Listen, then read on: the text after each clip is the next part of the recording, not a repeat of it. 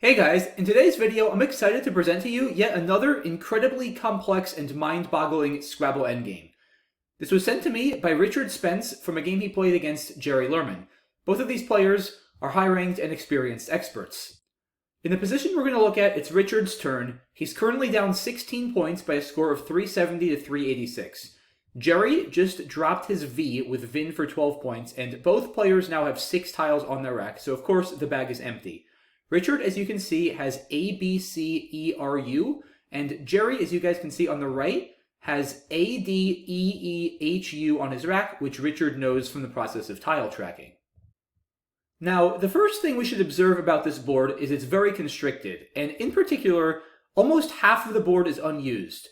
If I draw a diagonal from the bottom left-hand part of the board to the top right-hand corner of the board, then you'll see that the vast majority of tiles are to the bottom and right of this line I've drawn. So the entire top left part of the board, for the most part, hasn't been used and is going to be tricky to access. The one exception that we should keep in mind is this R in rec, because it's not too hard for either player to play a word to this R, reaching the double word score and opening some more space, or possibly even horizontally across, making a two-order word like ER or AR. So definitely something that both players are going to want to keep in mind. Another spot that could be potentially very useful for both players is the double letter score at 7M above 1 and to the left of the E in Tangelos. And this is the spot that Richard fixated on and used in the play that he made during the actual game, which was brace for 25 points. And this looks like a great play because Richard scores very well, he takes a lead, and he also saves outplays. With ERU, he's threatening to go out with Ruer down the E column, as well as potentially Ru making ER across on the 6th row. So let's see what happened after Richard's play of brace. After this play, Jerry now had ADEEHU and was down 9 points in this position.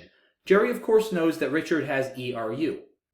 In this position, Jerry elected to play header for 20 points, keeping just a U on his rack. With this play, Jerry takes an 11-point lead by a score of 406 to 395, and it's now Richard's turn with ERU on his rack. The thing here for Richard is that if he goes out, he loses. If he plays Uria for 8 points, which is his highest scoring outplay, that gets him to within 3. That would make the score 403 to 406, but then Richard would just get 2 additional points from Jerry's unplayed U, so Richard, as he correctly calculated, would lose by 1, 405 to 406, if he were to go out with Uria. So therefore, Richard did not go out. Richard observed here that with a single U on his rack, Jerry only has one outplay he's threatening, namely for 5 points next to the H in header. So, instead of going out, Richard elected to block this play and U-stick Jerry. He played he for 7 points. And in this position, Jerry has nowhere to play his U, so is forced to pass. Now you might think that Richard is going to run into issues also, because he has a U himself. But the catch is, he also has an R, and with RU, he can play. And now, and only now, Richard goes out, this time with Ru for 6 points, getting 2 extra from Jerry's unplayed U, and the game ended with a 4-point win for Richard, 410 to 406 in this fashion. So, with this in mind, let's backtrack a little bit. We now know that Jerry's play of header to the R in the position after Richard played brace loses. If instead Jerry tries to simply score enough points to outrun Richard and allow him to play out, it's not going to work. Jerry's highest scoring play that also gets rid of a bunch of his tiles would be Hodge for 23. But the problem with Hodge is that even though Jerry takes a 14-point lead, he now gives Richard a higher scoring outplay, namely Ru and on the top row. And this ties the game, but Richard would get 6 additional points from Jerry's unplayed tiles and win the game by 6, 415 to 409. So, going back once again, we know that Hodge is not going to work for Jerry. So what else might Jerry be able to do here? There's no other way for Jerry to score enough points to outrun Richard if he goes out, so Jerry's only option here is to stop Richard from going out. And his best play is quite shocking. Jerry must play ER for just 2 points to win this game. It's worth mentioning he can't play anything horizontally to the E because that would give Richard an outplay. If he tries to say just play AE for instance, that doesn't work because Richard gets Uria to the A. If he tries to play longer with something like Hade, then Richard can go out to the D with Rude, and it's not too hard to see that that would also win for Richard. So Jerry, like I said, must play ER for 2 points, and this amazingly will win the game for Jerry. Let me show you guys how. If Jerry plays ER, Richard now cannot go out. And the problem is Jerry's threatening some big plays with her. If Richard doesn't do anything, Jerry's going to play her and Hewed or Head or something like that for almost 30 points. And it's not too hard to see that at this score, that's going to be more than enough for Jerry to win. So Richard pretty much has to address this. And his only way to really address this is to play Ruer for 8 points holding his E.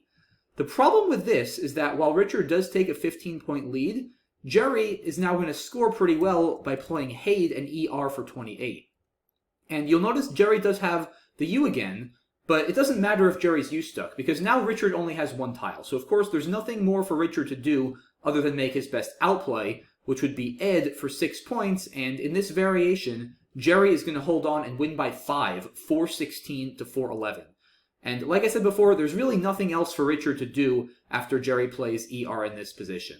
So once again, after Richard's play of Brace in the original position, Jerry can win, but he absolutely must find ER for 2, and he didn't during the game, which is totally understandable. Very, very difficult to calculate. But with that in mind, guys, let's now go back to where Richard played Brace. What else maybe could he have tried to do to not allow Jerry to have a winning response? Another idea, instead of Brace, would be to just play Race for a couple less points, threatening Rube on the 6th row, making ER. It's not too hard to see that for the same reasons as in the actual game, Jerry can't afford to play Header to this R, because as before, Richard is going to stick him with the U and go on to play off 1 or 2 tiles at a time and win easily. He also can't play Hodge to this J for the same reason as we discussed before, namely now Rube and E is going to score way too many points and Richard's going to win quite comfortably there as well. So, going back, Jerry needs to come up with a creative play just as he did before. If you recall, before, after Brace, Jerry's winning play was ER. So let's see what happens after that. The thing is now, Richard, as before, plays Ruer for 8 points. And we saw in the previous variant that after Jerry responds with Hade for 28, Richard, only having an E, wouldn't be able to go out for enough points to win. However, here it's a different story, because now Richard has the B in addition to the E, and he's going to be able to score a lot more with his outplay for that reason. He goes out with B for 18, and that's enough. Richard will go on to win the game by 4, 420 to 416 in this variation. And there's not a whole lot else for Jerry to do after Richard plays Ruer. The problem is, Jerry's down 12 points, and Richard has BE. He's going out. He can play BE and ER next to Ruer. He can also play Beg to the G and Gra on the 6th row over here. Richard has several options. And Jerry can't score more than Hade. The only other option that you could maybe consider would be Hodge over here, because it doesn't give back such a big outplay, but it's not enough. Richard is just going to go out with B over here above the A and the D for 13. Just B over here or B over here is also enough. It doesn't really matter. In any case, not too hard to see that Richard is, of course, going to win the game in this particular variation by 6 points. So, going back, there is nothing Jerry can do after Ruer. He's completely lost here. He can't stop Richard from going out, and he simply can't score enough points. So, going back to the original position, we now know that ER for Jerry does not work after Race. However, a similar idea, namely AE, does work, and this here, guys, is Jerry's only winning response to Race. We saw before after Brace that AE didn't work because it would allow Richard to play out with Uria to the A down the D column for 8 points. However, here, Richard still has the B, and thus cannot go out. I should mention that this game was played with the NWL 2020 dictionary, not the NWL 2023 dictionary that just went into effect about a month ago or so. Of course, with the new words, Richard would go out with Rube and Bay for 12 points, winning quite easily, but Bay was not valid at the time this game was played, so that was not an option for Richard, and as such, he has no outplays here. And the problem is, Jerry is threatening to go out with Hewed, H-U-E-D, above the ER, making Hewed and Her for a pretty big score. He's also threatening to play Hewed and Hay over here if Richard were to block it, and Richard just really doesn't have a lot of good options here. Richard pretty much has to play horizontally on the 5th row above the A and AE if he wants to stop Jerry from going out. If he plays vertically to the A with something like Bra, then Jerry, of course, just goes out with Hay and Hewed, as mentioned before. So Richard's only option pretty much is to play Herb and BA. It's worth mentioning he cannot play Rub because Drub is good, and Jerry will just go out with Hewed and Drub and win the game. If Richard tries to play Reb, which would technically stop Jerry from going out, then Richard is U-stuck, and again, not hard to see that Jerry would win this game quite easily. So let's see what happens after Herb, since that is Richard's best effort here. The problem is Jerry simply scores too many points by just playing and for 26. And Jerry takes a 15-point lead. He does have DE left on his rack, but Richard can only score 4 points with an outplay here, namely L for 4 at the bottom, and it's going to fall short. After the game concludes, Jerry will win by 5, 416 to 411. So that pretty much sums it up, guys. After Richard's play of Race at the beginning, Jerry now absolutely must play AE for 4 points to win the game, and Richard, again, noting that BAE was not a valid word at this time, is completely hopeless at this point. So, once again now revisiting the original position, we know that Richard's play of Brace does not win with optimal play from Jerry, and Race also does not win with optimal play from Jerry. So, what else could Richard have maybe done here?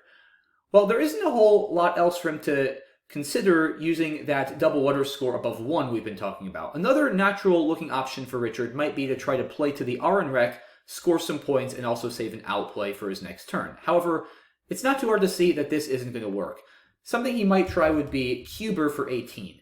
And he does take a 2-point lead, and he will be going out with AR, but the problem is it just gives Jerry too many options to score and outrun him. His best play would just be to play Hodge, because now, with AR, Richard isn't really scoring any points above the H, which was the main issue with this play before. So this would win for Jerry. Hedge is another option here that would win for Jerry, but I'll just show Hodge. Richard's best outplay here is Arc. It's not worth trying to play one tile at a time for Richard. Jerry can't go out with EEU, but it's not too hard to see that Richard isn't going to gain much more by trying to play one tile at a time, so his best play is just to go out with Arc for 10, and then the game ends in a 5-point win for Jerry, 409 to 404. And there's some other options too Richard could try.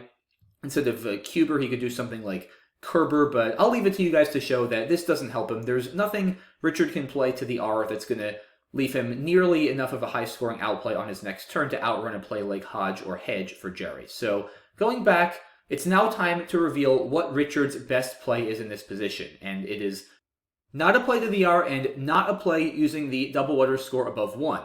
It's a very bizarre looking play. Richard's best play, again, assuming optimal play from Jerry, is to play Age for 12 points through the G and Gry. And this looks extremely counterintuitive. He's getting rid of his 2 most flexible tiles on his rack, his 2 good vowels, and leaving himself with the clunky U as well as 3 other consonants. So what is the idea?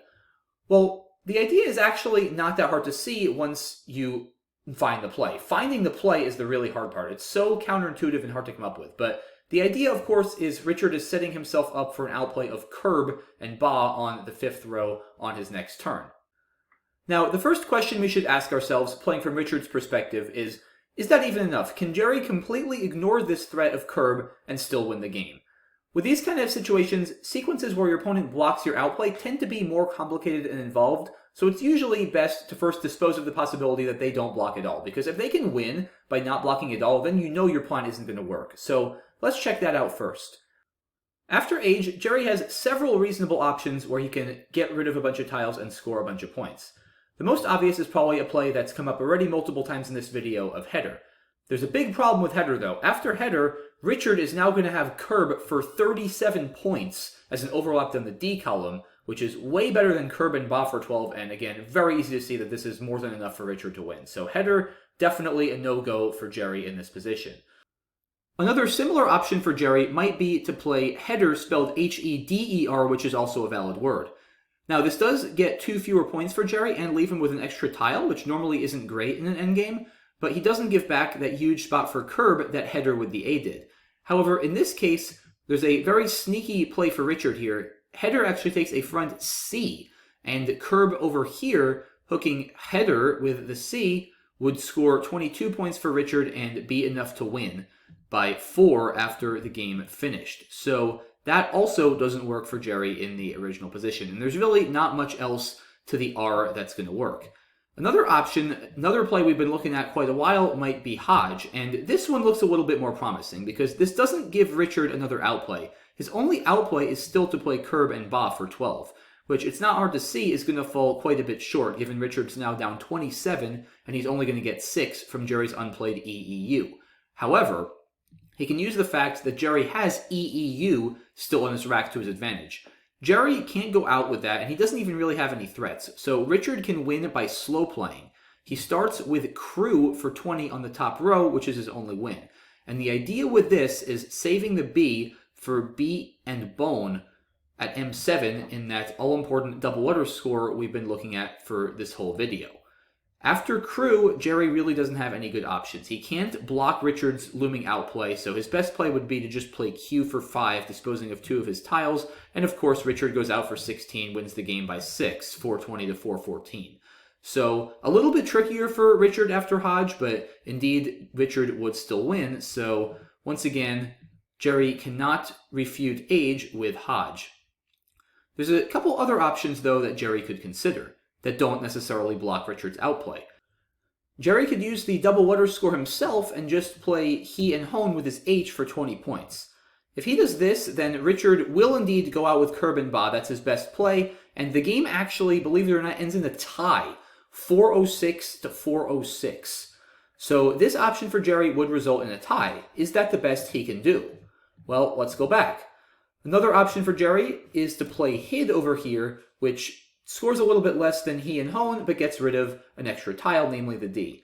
However, this is also going to tie, which you can see pretty quickly from the original position, because this scores 16, hone and he scores 20, so it's a 4-point difference, but getting rid of the D helps Jerry by 4 points, since Richard was going to get 4 points for it if he didn't play it, so not too hard to see that it's going to be a tie. I'll play it out, though, just to demonstrate. Richard goes out with curb, and this time the game ends in a tie at 402 apiece, as opposed to a tie at 406 apiece after he and hone. So 2 options there for Jerry to tie, and indeed tying is the best Jerry can do, provided that he doesn't block Richard's outplay of curb.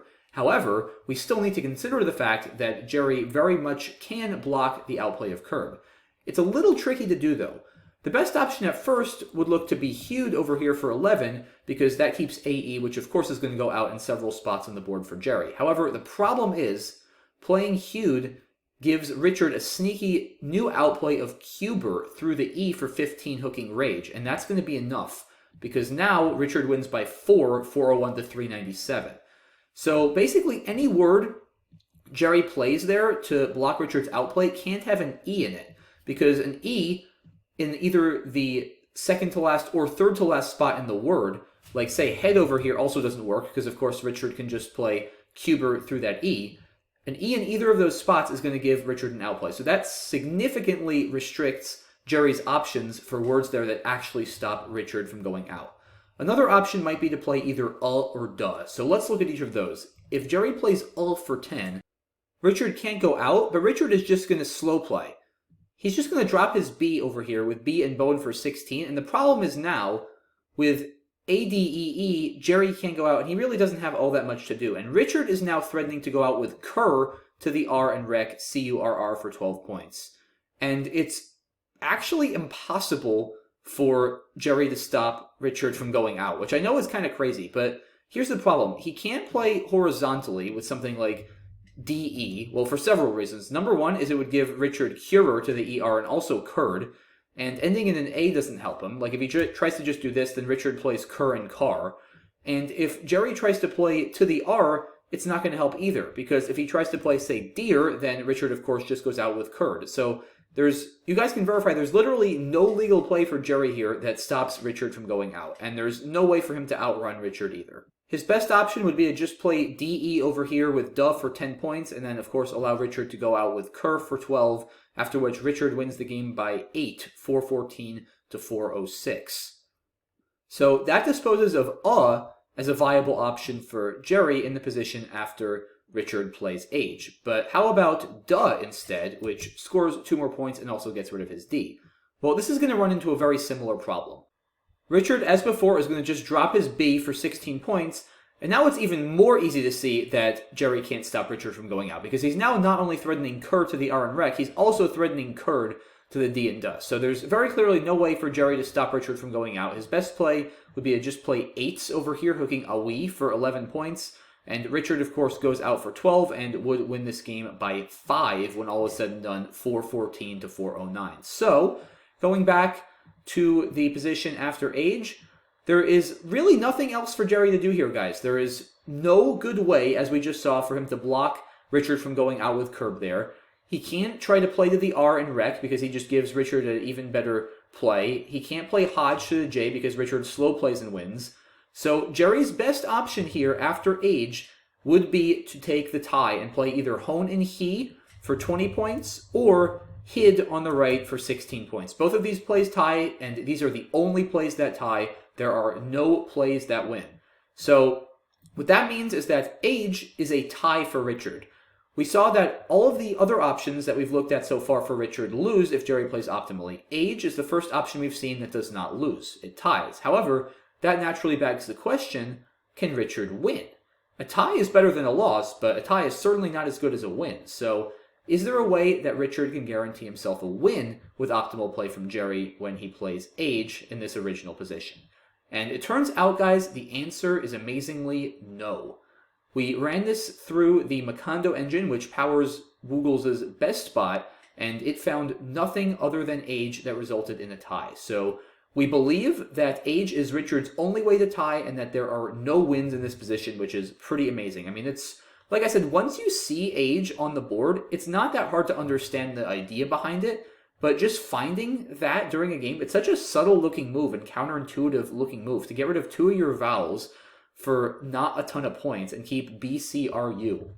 It's really just not a standard type of tactic you see in an endgame. Usually you want to try to get rid of a bunch of tiles and score more points as quickly as possible. So really kind of bizarre situation there that Richard would have needed to find if he wanted to guarantee himself a tie if Jerry played optimally. Now, it's worth mentioning that, of course, as I showed at the beginning of the video, Richard ended up winning this game.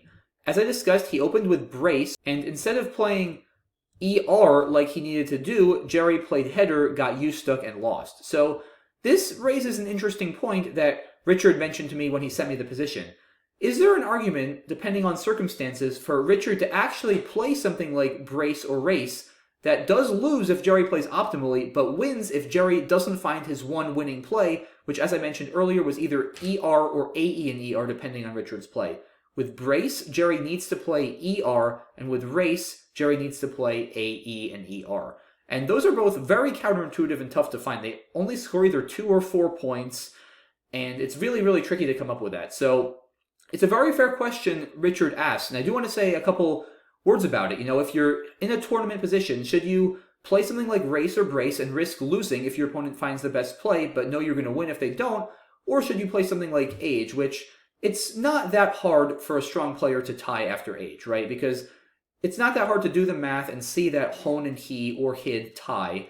And you probably, once you see that, aren't going to try to risk blocking if you can't clearly calculate a win, which, as we just saw, does not exist.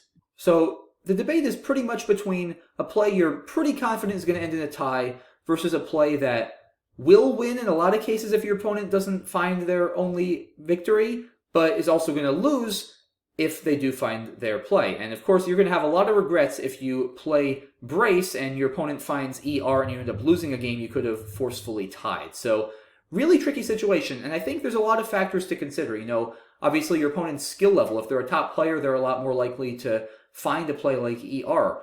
How much time do they have left? Regardless of their skill level, if they have 10 minutes on their clock, they're much more likely to be able to find a play like that and realize that they have to come up with something out of the box. Whereas if they have like 1 or 2 minutes left, even for a top player, that's a really, really tricky winning sequence to find and properly calculate. So that's a huge factor, if you ask me, is how much time does your opponent have? And also, what's the tournament situation? Ties are kind of a funny thing in Scrabble because a tie counts as half of a game, and ties are very rare in Scrabble. It's not like chess where draws, especially at the top level, are super common. Ties are extremely rare in Scrabble because it's very rare that in a game where you're scoring usually 300-400 points, two people have the exact same score. Typically, it happens less than 1% of the time. So what happens in a tournament usually is if you have a tie, then you and the person you tied with are kind of separated from the pack on record. And you kind of don't really need to worry about your point spread, which is the normal tiebreaker for people who have the same record, because you're going to have half a game separation, and that's going to take precedence over any point spread discrepancy. So generally because of that, if you're, let's say, around midway through a tournament and you already have a really good spread, ties are not good because you don't need the tie. You already have a good spread. You don't need that extra half game lift over the rest of the field. You already kind of have that with your spread. So a tie is actually more like a loss if you're far enough through a tournament that you feel confident you're going to have a better point spread than all of the people who are roughly near the same win-loss record as you. It's the flip side if you're pretty far through a tournament and you have a considerably worse point spread than the people who have roughly the same record as you, because then you really need that half game to lift you above those people, since if you have a bad point spread and you don't have that tie, you're going to be below the other people who have the same record as you in the standings, whereas if you had a half game, that would catapult you above everybody who otherwise would have the same record. So, like I said, kind of a weird thing in Scrabble where ties are more like a loss if you have a really good point spread and more like a win if you have a really bad point spread. Of course, if your point spread is in the middle of the pack, then a tie is literally that. It's somewhere between a win and a loss. It's not clearly closer to one or the other. So that's another big factor, guys, I would consider in making this decision or whether to make this gamble, hoping that your opponent doesn't see their win. If I had a really good point spread at the point in the tournament when I encountered this position, I would be much more inclined to take the gamble and hope my opponent misses their winning sequence. Because, as I said before, a loss doesn't really hurt me more than a tie does. Guaranteed tie doesn't benefit me, since I already have such a good point spread, presumably, that I know I'm going to finish above everybody in the standings who has the same win-loss record. So that extra half game just doesn't do me any good. However, a full game very much could do me good, since that would bring me to the next tier, and I could then finish above people who had another win, which could make a huge difference. So I would definitely be much more inclined to go for the win. However, on the flip side, if I had a very weak point spread, I would probably just take the guaranteed tie, because even another win then doesn't help me much more than the tie, because if I get to the next tier of win-loss record, then I'm still going to have a worse point spread than everybody else there. So I might as well just take the tie, because being half a game behind them is going to leave me in the same place as being no games behind them, but a huge amount of spread in the standings. So, like I said, really depends here. There's no yes or no answer. Should you take this gamble? Lots of factors. What's the tournament situation? Who are you playing? How much time do they have left? A lot to consider, but really kind of interesting conceptual thing to think about and discuss. So really glad that Richard brought that up. So yeah, like I said, a lot to unpack here, guys, in this video. Several reasonable looking options for Richard. To me, he made what's the most intuitive looking play for sure of Brace. You know, it scores the most points, gets rid of his B and his C, saves an outplay for the next turn. However, as we saw, Jerry has a very tricky, but certainly findable if you have enough time, winning sequence of just blocking Richard's outplays with ER and setting himself up for the next turn. But that's not what happened. Richard did end up winning this game, so this play did pay off, but really interesting position. Thanks again to Richard for sending this over. I really hope you guys learned something here, and I hope this sparked some maybe interesting discussion and thought about Scrabble strategy and tournament management in general, because that's not really something that I've talked about in my videos, but I thought this situation kind of lent itself to that, so I hope you guys found that interesting and not too boring. I do apologize if you found it boring, but I did want to include it, and yeah, that's about it. So thanks again, guys, for watching. Really appreciate it, and once again, major shout out to Richard on sending me this position, and I'll close by saying if you guys have any really cool positions like this, endgame positions, any other positions, kind of tough conceptual situations, please do send them my way. I love making these videos. I love seeing all the engagement, so please keep them coming, and thanks again for all your support. Really appreciate it. I'll see you guys soon. Bye-bye.